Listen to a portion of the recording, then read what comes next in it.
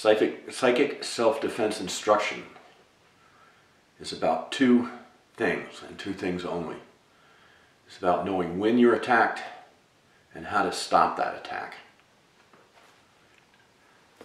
It's easier to stop an attack than it is to figure out when you're being attacked, because there's so many different ways of psychically attacking another person.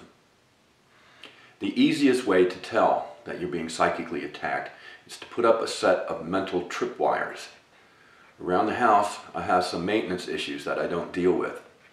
I've got yard work that needs to be done, some painting issues. The driveway needs a massive cleanup. This is the stuff that I think about 2 or 3 times a day. You do it 2, 3, 4 times a day till it's second nature. And then when you're in the middle of something and you find yourself thinking about these issues, somebody's just hit your tripwire. This person psychically attacks you. They're connected to you. They've completed an electrical circuit, if you will. And there's always going to be an effect when somebody connects with you psychically or spiritually. And something's going to fire in your brain. You can either have a memory or an emotion. And you put tripwires up and they fire. And you start thinking about issues around your house.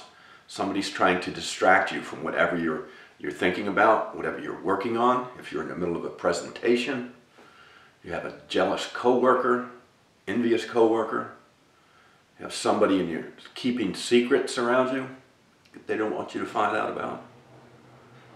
You have a business rival. Any number of reasons why people do it. But once you put those tripwires up and they fire, you're connected to that person.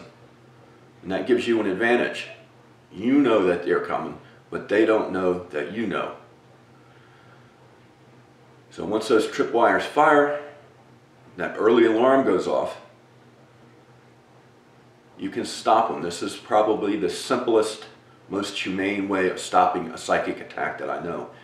It's based on a bit of knowledge that I call smoke or perfume, as it was described to me. If you send your spirit out to another person, the presence of each person's spirit lingers on the other. It's like smoke or perfume. It'll be there for a little while.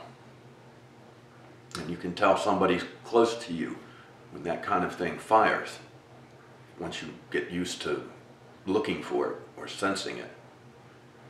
But when somebody attacks you, they're psychically connected to you, whether they know it or not. Then you have to reach out psychically and find somebody that loves the knucklehead that's attacking you, or thinking about it, or planning it.